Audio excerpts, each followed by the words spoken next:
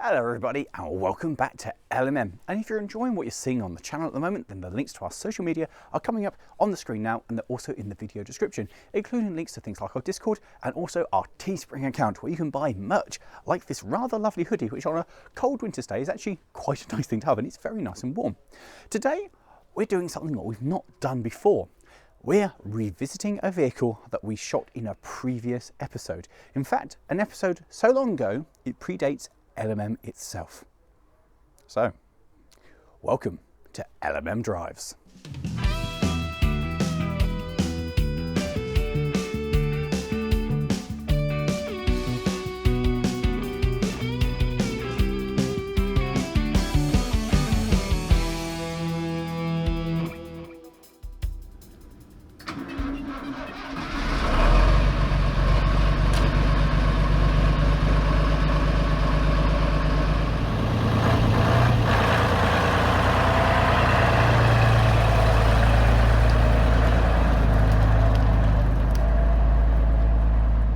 Now, for old time's sake, I think there is only one thing I can do to introduce this thing, and that's by going, it's a crane!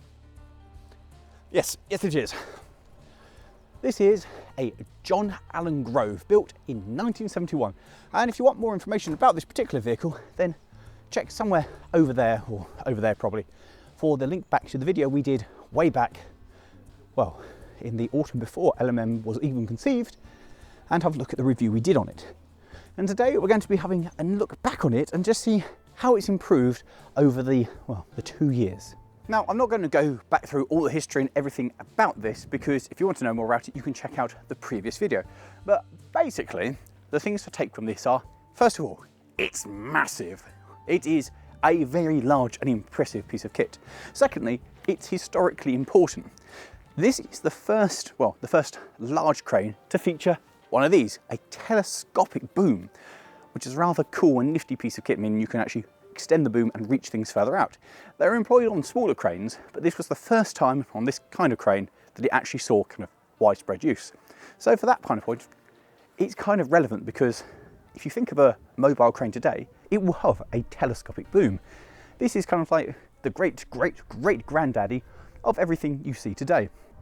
It is quite an impressive lump, and we think it weighs somewhere in the region of 33 tonnes. We're not sure, but that's what we think, because finding actual books and literature about this thing are not exactly easy to come by. In fact, the owner has had to do an awful lot of research and just using his own engineering brilliance to be able to piece this thing back together again. Now, immediately, if you remember the previous video, you may notice that there have been some changes. For instance, things like the wheels look significantly newer, and it now is painted in a lot of red oxide. So the thing we're going to do is basically walk around and look at some of the things that changed and some of the things which now work on it. And the thing I'm most excited for is the engine that is over there, the other side of the cab there for the jib, that now functions as it should, which means that that thing functions as it should. And that means I've got to get a go at being a crane driver, which is something that I am excited for, to say the least. So, a brief recap on the history of this thing.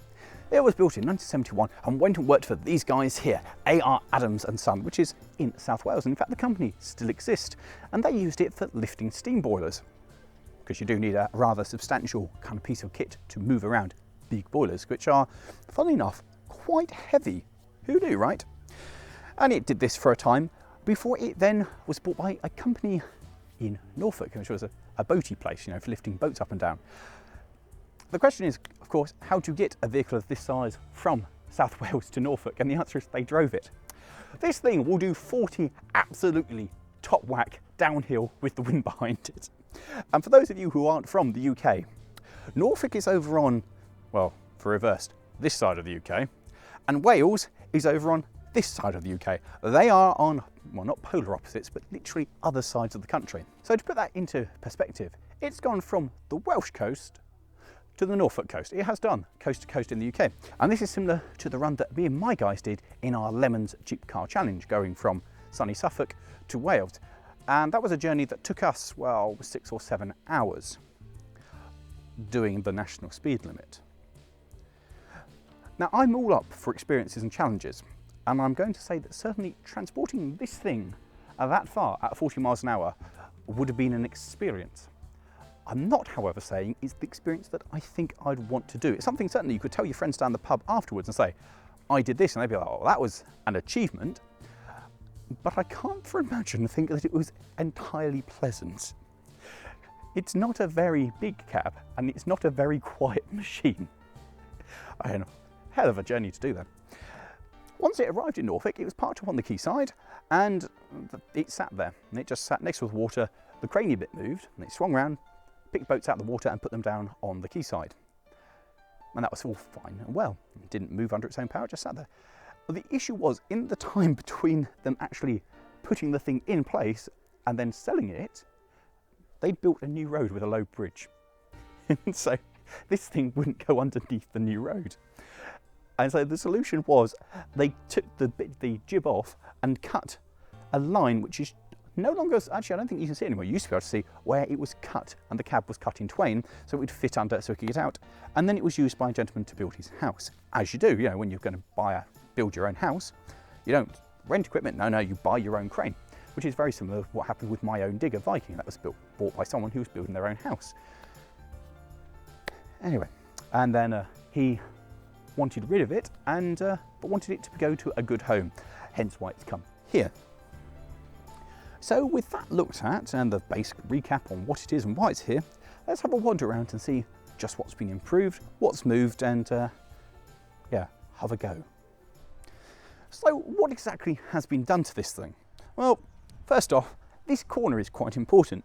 This bit here didn't really exist before, so that's all new metal that's been welded in and painted up. The same for the battery box on the outside is now in a coat of Rust-Oleum. On the inside, well, frankly, this bit here didn't really used to exist. Down there is where the batteries should live, and that's been rebuilt. And as you can see at the moment, there are no batteries. And in order to start it, we have this big battery box thing there. Now the reason for not having any batteries on this is because it's too big to go under storage. So in order to keep the batteries from dying in the cold weather, batteries are off. Other things that we can see around here are, there are new bolts in all of this. The lid here, the top of the bonnet, has been taken off and been remade and reworked because it was, well, frankly knackered. And we have a little flap here which has a catch on it, so we can now access the engine. Before, that didn't work at all. That was just a piece of metal wedged there. So that's moved on quite nicely. It does look a bit more smart as well. Coming around to the front, you can see where the front end has had a bit more work there and been painted up into primer. And also you can see there's the grille over the front of the headlights. And as we move our way over here, you notice everything here has become a little more complete. It has a new coat of paint, which is, again, just a rough coat to keep things okay. But we have new rubbers holding the windscreen. And I don't know if you remember, but when I drove this the first time, the windscreen was on its way out.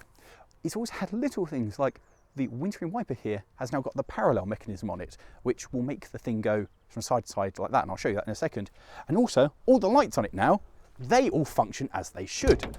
So if I come in here and do that and that, we should have lights, and if I do that and that, we should have the hazards working. And if I do that, you can see how the windscreen wiper is meant to work. So all in all, it's moved on quite well. Having climbed my way back up into the cab, which is no easy feat as there's a lack of handrails, the first thing you might notice is there is a nice new comfy seat. And this has been borrowed from a Mercedes A-Class with little hope of return. The original seat, if you remember, was, well, life expired, shall we say. And that was because of lacking windows and lacking seals in here. And, you know, funny enough, upholstery doesn't like getting wet. But now all the glass is back in, and it's all been repaired, bar one this side of me because, well, we haven't got a new piece of glass for it yet, but it's still there. It's a lot nicer in here. Having the seat does make a big difference.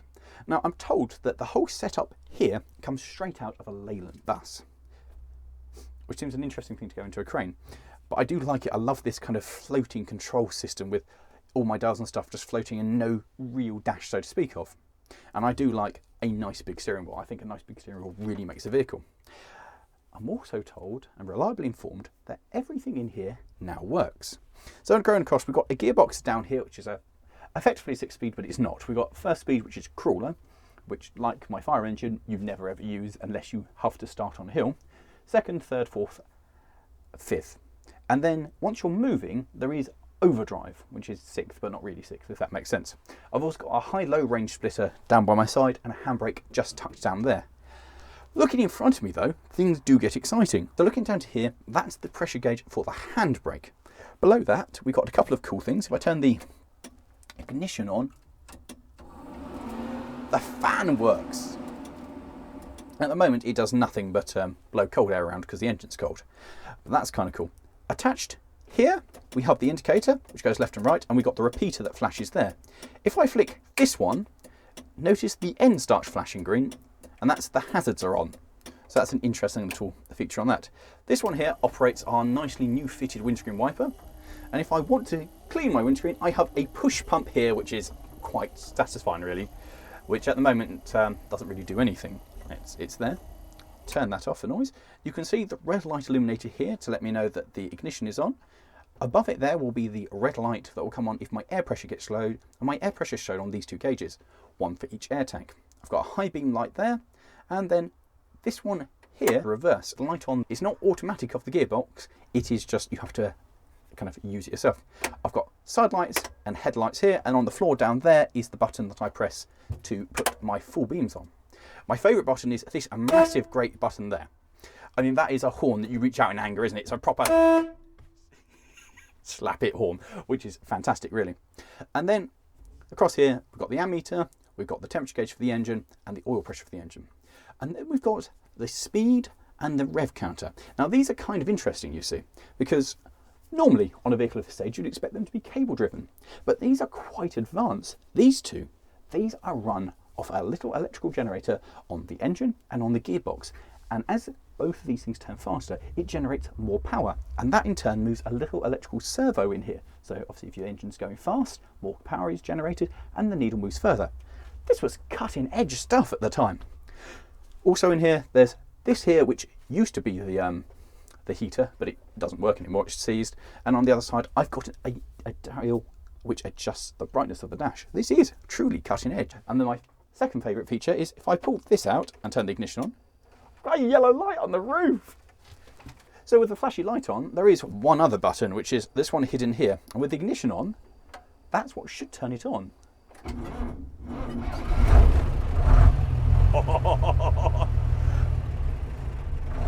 Now, this has had a new silencer fitted. And inside the cab, you don't really notice, but you can indeed see that the gauges are now working. Ha! That's a phenomenal sound. And that, of course, is the sound of the Leyland 680. 6 cylinders and 11 litres of noise-generating power. This is really quite fun. Oh, and the little thing in here, that's the engine stop, which has for the now 4th time, broken and come out of the side of the cab. And so as long as the owner doesn't notice, everything will be fine. Hopping down from the cab, it's worth noting that all the bottom half of this door is all new. The glass is new because that wasn't there. And the entirety of the floor in here is new. One of the things I really like is just tucked in here, there's a little sandwich box or glove box. So you'd hop off, open the box, pull out your gloves and so you get on with work. So that's kind of cool. It was a way for drivers back in the day to keep themselves clean. Moving forward, we see this has all been painted because there's new metal in here. That was all gone. This is a new piece of metal in there. And then we come here to where the first of the stabilising legs are. These now all work, or at least so I'm told, and I'm told that we'll test them in a minute and we'll see what it does. But getting these things to work was a horrific amount of effort and something that took the owner quite a lot of time. So I came up to just see how much effort was involved. To show you, they were originally there on the ramp. Okay, so that's where they were. We pulled them out, and then what we do is just stow these up here out of the way. They're your leg ramp cave pipes. Because we don't have to disconnect the ram pipes inside, because the ram pipes inside are still connected at the other end, and the pipes go to that end. But what we've got to do is disconnect the ram now. So we've got this pin, which I prepared earlier.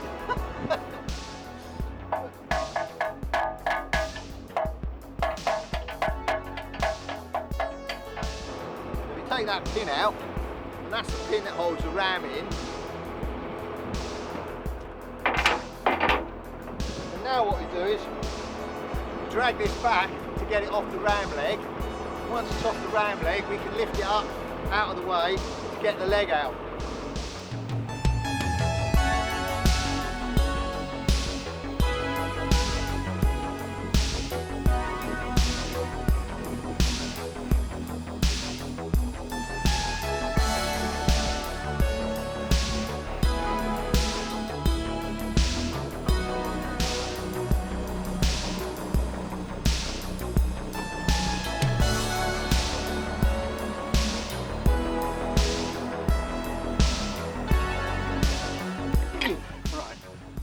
Once you've got them out, then you can unscrew it and take it out. Bob's your uncle.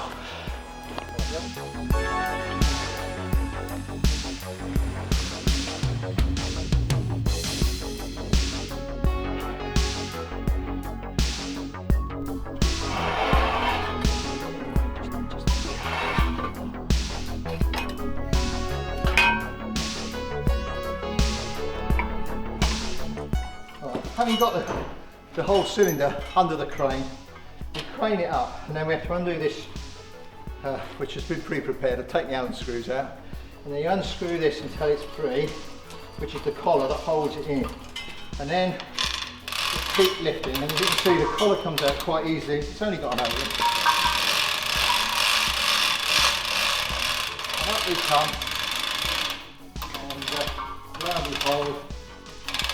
On the bottom is our piston. That's as high as it goes, so we have to lift it out of there. So what they do is, between the end cap and the piston, they put this collar. Now this collar basically stops the piston coming out too far, so it always, see this collar's just loose, but it maintains a distance between there and there of that much. So you've always got lateral strength. So you never go like push it to clever. So you go right to the end. There's no side strength left. That makes sense. So they do it on purpose to stop you bending the piston or forcing the piston sideways. Basically, you undo this big nut on the bottom. This huge great nut, which has got a locking tab in it, and then the piston and the collar just fall off. And there we are. And now we can put new seals on the piston, and we can drop this off, because the seal inside there was the one that was the really bad one. Right, the problem with these seals is that they've gone hard with age. And this is the problem. They're no longer soft and squidgy, which they're supposed to be, so that they are nice and sealy. They've gone hard and brittle, and they just snap, and they crumble inside the rams, and then all your fluid ends up on the floor. And all the seals are like that. There's all the old seals, what's left of them. Now, when we start preserving vehicles, there's a lot of heavy work and heavy lifting. And then you get a vehicle like this, and the sheer amount of struggle that the owner has had trying to do this is, well, of legendary proportions, and it's a whole different level of vehicle preservation. It's almost at railway levels when you start dealing with stupidly heavy things. In fact, this does weigh, this weighs like 3 times more than my own locomotive. In fact, it's almost 4 times more than my own, 3.5 times more than my own locomotive, which is bonkers. This is more heavy duty than a railway engine. It involves a lot of effort. Still, looking back at other things that have improved. Down here, we have the toolbox, which has been cleaned out and had some new metal in it, and it's also had this freed off. This thing goes into here and onto there, and this becomes the winch for the spare wheel, which is just under there, hangs down and drops down on a little winchy system. Further back here, you can see that these wheels look suspiciously new, and that's because they are. Don't ask how much wheels cost, because the answer is, and that's as far as it goes. Considering 8 wheels is a lot, and they're Goodyear, so they're not even like a cheapy Chinese brand, they're proper, which is scary. Looking into there as well, it's all been cleaned up with the suspension, because these are on a rocker, so they can go over rough ground. That's all been cleaned up, and has been more of an effort fiddling and sorting that out. Here, you may notice that all of this is in Rust-Oleum, and it's all new as well. And these things here are fitted together with one of these keys. The owner of this doesn't think that I'm able to use one of these, and so he's unlocked it all for me, which I think is very kind of him. And, you know, shows a lot of belief that I can't use a T key. But there we go.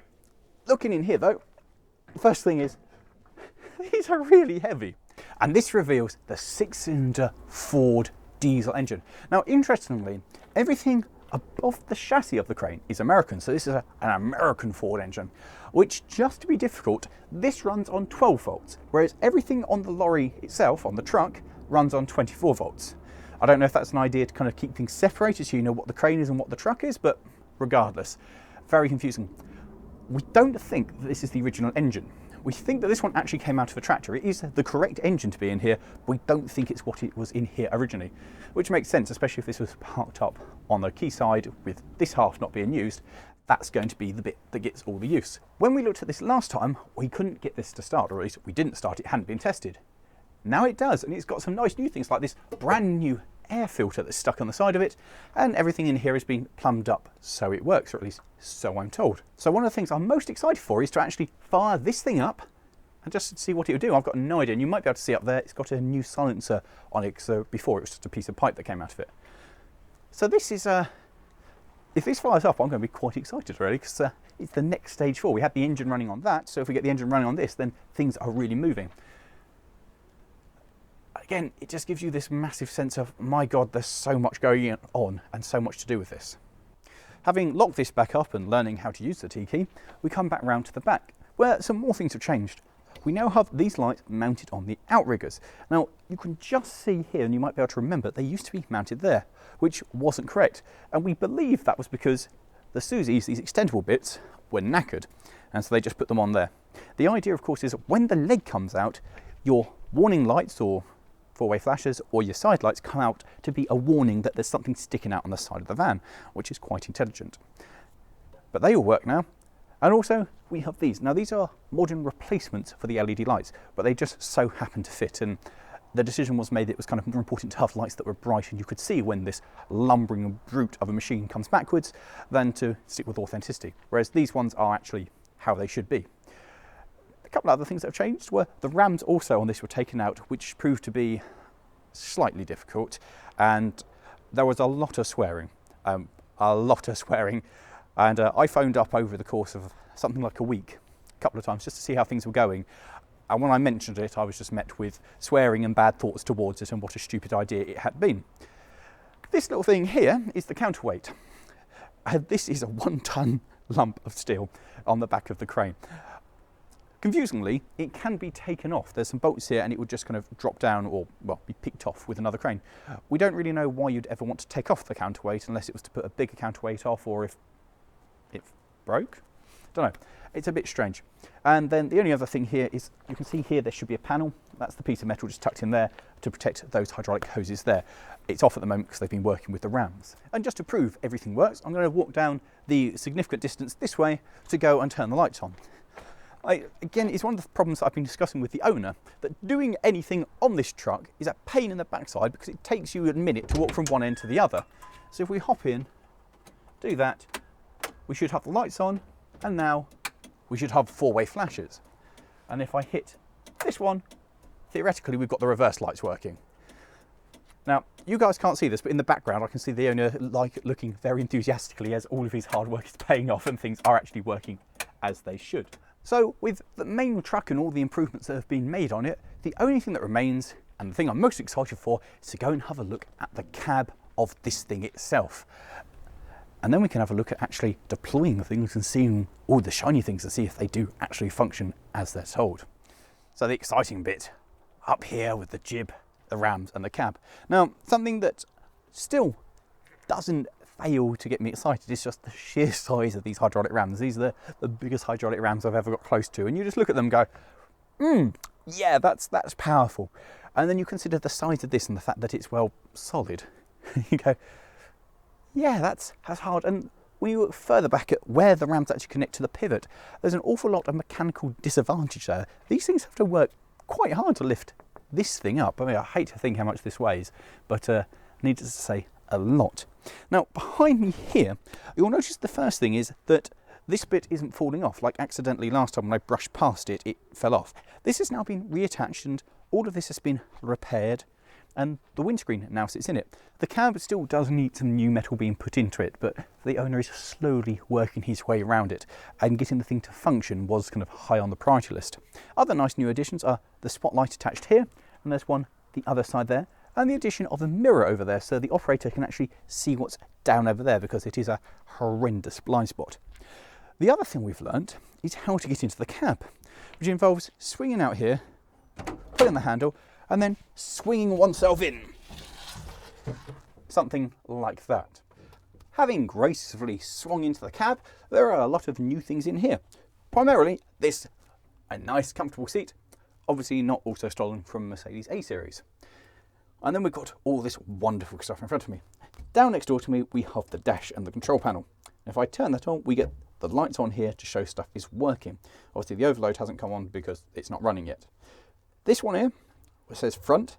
These ones will stick the front two stabilizers out, and then these two will activate the controls to push them down, and then the same here for the rear ones. This will stick them out and that will put them down. We've got a ammeter here to know if we're charging, and then we've got the temperature gauge for the engine over there. And then we've got some wonderful switches here, like this one turns the panel light on, and then my interior light behind me. We have a heater, which roars into life, and then the floodlights, as mentioned, on the front of it that come on, which are kind of cool. And then, of course, a little horn, which is kind of exciting.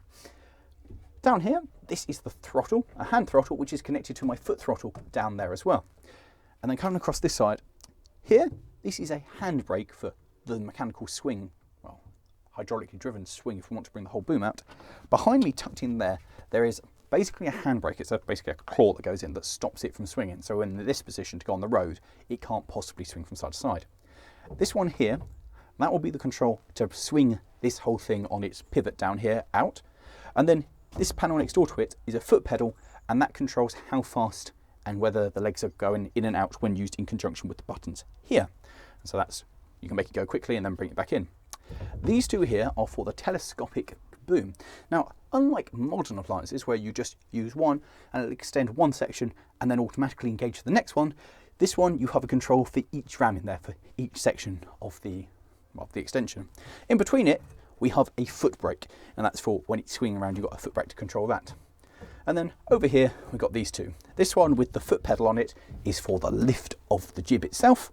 And next door to it, we have a cable, the lever that operates the cable for lifting the winch up and down, which is pretty cool. And then slap bang in front of me, we have the cool weight thing, which knows how far out the jib is extended and thus how much weight you can have. So obviously the further it goes out, the less it can lift.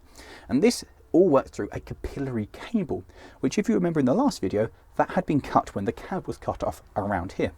The owner has now managed to source a replacement, which was quite a challenge in itself. And that's all now on it. So this thing will work and the alarm bell will ring when it is overloaded. And that's proper cool. It is a really cool little cab, and I get a real sense of excitement being in here. So the obvious thing to do now is to turn this on, see what happens, and then we can test some of these functions. Oh yeah. So the first thing to do, now we've got the engine running, is to press down on the left one, like so, and I'll push on the foot pedal, and that will deploy that out like that. That. And we'll keep going out until we're in position over the cleverly put out pad for it. And next we push the go down button, or go down. There we go. Push that and watch as that comes out and deploys. And now we can try again on the left rear. So we push that, and out the rear leg comes. And adjusting the pedal and just how quickly it comes out. Like so. And now we press button 2 and deploy. And slowly down comes the foot. Like that.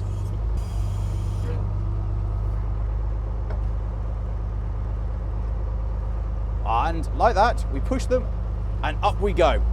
And now you should be able to see that we turn the marker lights on the front of the leg so people can see that it's been stuck out, especially in the dark. And then on the back, we also have the forelight flashing as well, so to draw attention from the rear. Which means, got the legs out and deployed, The only thing to do is to see if this thing over there will lift. Now, before we could do the lift, we've got to take one of these bolts here, chunky thing, and we stick it in like so. Now, the idea is that if the hydraulics fail, this will then fall down onto the pin and we won't have the whole thing fall over and cause disaster if the thing's off on one side. So here we go, doing something I have never got to do before, using a crane. So we'll give it a bit of extra power and we'll lift this. And away it goes. Oh, this feels so cool. I can use the foot throttle just to give it a bit more lip as it goes up. What a thing as it goes up. And the size of these rams next door to me is simply terrifying. They are massive. And I could look through my top window up here to see it as it disappears off into space. And then theoretically, that one brings down, oh look at that. Down comes the hook on the winch, which is quite stunning. The amount of power this thing would have and what it would lift. You may have noticed that the light has changed. That's because I tried to use the boom extender and all it did was blow a pipe off behind me. So the owner is, he knows it's not my fault, but he's not overly excited now. So we have to test it that this works here, which is exciting, and this drops. Now, we were talking about giving the rock, the pivot, a try, but failing with the success so far of losing the extender rounds.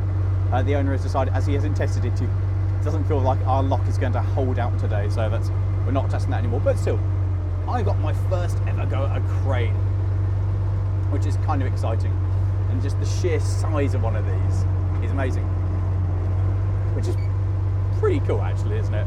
First go ever at operating a crane. And that one out not quite sits in where it needs to go. So just use the swing slightly just to level the jib up with what it needs to go onto. And now gently, there we go, drop it down into its locating pin. And like that, drop our weight down. Like that, well, that is the end of that playing session for today. So there we go, guys, a look back at the crane to see how far this thing has come on. Now, as the owner there starts putting everything away, because today he was meant to be taking the rear wheels off because there's a problem with one of the drive shafts. In fact, it should be 4-wheel drive at the back, and at the moment it's only 2-wheel drive, and he's identified the problem that there's a casting in there that's cracked, so the wheels have to come off, and that was his plan for today. And then I came along to to join in with doing these kind of fun things, so it's taken up the entire day. So there we have it. Isn't it an amazing thing? I really hope you've enjoyed this update to see how it's moved on and how progress is quite difficult on a machine like this, on something this big. And in the future, again, we will revisit this and take it out for a road test and have a go with the jib when it's fully operational. But in the meantime, I hope you've enjoyed it. I thoroughly have. It's something I've never done before, is actually operate a crane. And there's such this sense of power and strength you don't really get in other vehicles. And it is so beautifully antique. Comes from the 70s, it's my level of stuff where I like it. Everything's quirky and looks industrial and heavy. It's a wonderful beast. And I know the owner is exceptionally proud of it. And I will be too. It's a cool thing. We were just talking earlier about the next big thing will be to get it all a paint, to get it looking big, and what a mammoth undertaking that's going to be, because it is just him on his own. And with that, guys, thanks very much for watching. Let me know if you want to see a further update this in the comments and what you think about what it's been done so far, and also just have a think of how far we've come here on LMM and how things have come forward. So with that, guys, thank you very much. And if you have enjoyed this video and you didn't click the link earlier, then over there will be the link for the original video of reviewing this. And how about clicking over there for another piece of plant that we reviewed here at LMM. Thanks for watching, guys. We'll see you next time. It's impressive.